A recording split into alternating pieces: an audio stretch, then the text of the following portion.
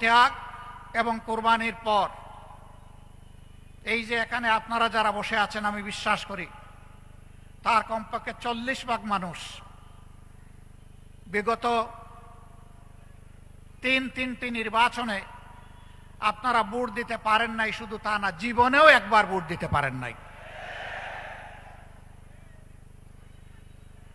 এই ভোট যারা কেড়ে নিয়েছিল তাদের নাম হচ্ছে ভোট ডাকাত। আপনারা কি নতুন কোনো ভোট ডাকাত দেখতে চান? আমরা নতুন কোনো ভোট ডাকাত দেখতে চাই না। এই 40 ভাগ যুবক আপনাদের হাত ধরেই বিপ্লব হয়েছে, অভ্যুত্থান হয়েছে, যার কারণে আজকে এখানে দাঁড়িয়ে কথা বলতে পারছি। আপনাদেরকে সেলিউট। কাজ কি আপনাদের শেষ হয়ে গিয়েছে?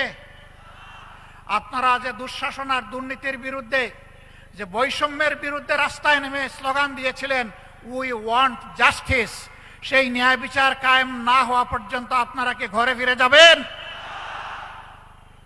অতএব ন্যায় বিচার যাদের হাতে নিশ্চিত হবে, আমরা আপনাদেরকে আহ্বান জানাবো, আমরা সবাই মিলে তাদের সঙ্গী হব ইনশাআল্লাহ।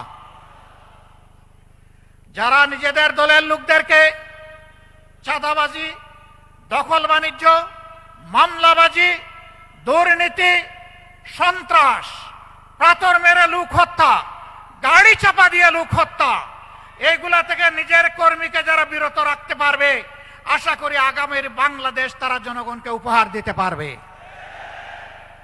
আর যারা এগুলা পারবে না, তারা যত রঙিন স্বপ্ন জাতিকে দেখাবেন, জাতি তাদের এই মতলব বুঝতে জাতির মোটেই কোনো অসুবিধা হবে না।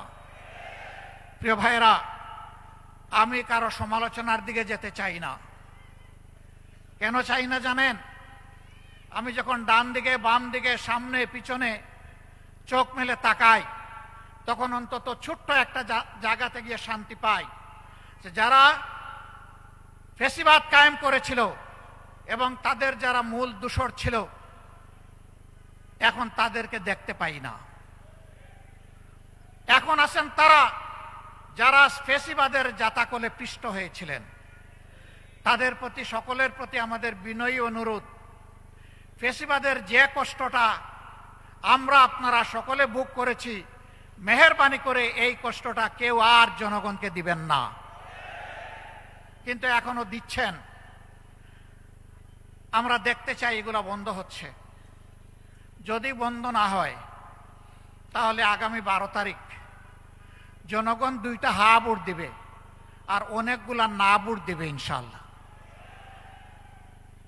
একটা হা ভোট হচ্ছে পরিবর্তনের আকাঙ্ক্ষায়, ঘুরে ধরা রাজনীতির কাঠামো পরিবর্তন করার আকাঙ্ক্ষায় জনগণ মুখিয়ে আছে। এই জন্য জনগণ গণভোটে হা বলবে ইনশাআল্লাহ। আপনারা কি হা ভোটের পক্ষে লড়াই করে যাবেন? দ্বিতীয় হা হচ্ছে দেশের সার্বভৌমত্ব এবং স্বাধীনতা, শিশু থেকে আবাল বৃদ্ধ বনিতা, মা বোন থেকে শুরু করে ভাই ভাতিজা সবাই, সকলের অধিকার প্রতিষ্ঠিত করার অঙ্গীকার নিয়ে রাস্তায় নেমেছে, মাঠে এসেছে। নির্বাচনী মাঠে 10 দলীয় সমঝোতার জোট। এই 10 দলকে বিজয়ী করার মানে হচ্ছে আধিপত্যবাদের বিরুদ্ধে হা ভোট। এর অর্থ হচ্ছে চাঁদাবাজের বিপক্ষে হা ভোট। এর অর্থ হচ্ছে দখলদারদের বিরুদ্ধে হা ভোট। এর অর্থ হচ্ছে ফ্যাসিবাদের বিরুদ্ধে হা ভোট। এর অর্থ হচ্ছে ব্যাংক ডাকাতদের বিরুদ্ধে হা ভোট। এর অর্থ হচ্ছে মা বোনদের ইজ্জতের উপর যারা হাত দেয় তাদের বিরুদ্ধে হা ভোট। বাপের বুকের দুধ খেয়েছেন, একজন হাত তোলেন। নাই। তাহলে এই 2 জায়গায় মারা অনন্যা, তাদের কোনো তুলনা নাই, তারা অতুলনীয়।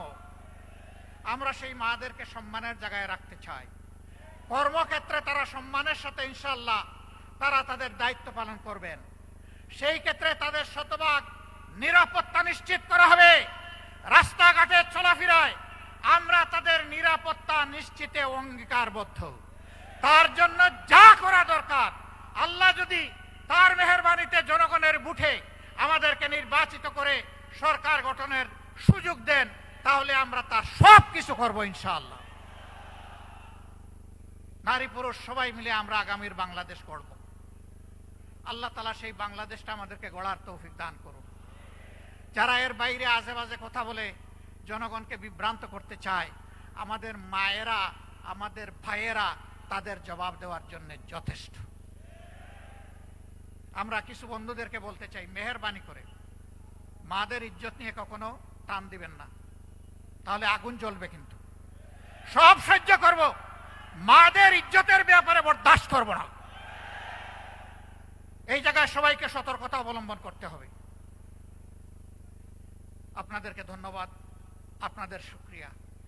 আল্লাহ তাআলা আজকে এখান থেকে যে নির্বাচনী প্রচারণা আমরা শুরু করলাম, আল্লাহ আমাদের অভিযাত্রা সহজ করে দিন, বরকতময় করে দিন। বাংলাদেশের জনগণের কল্যাণে যা দরকার তাই করার তৌফিক দান করুন।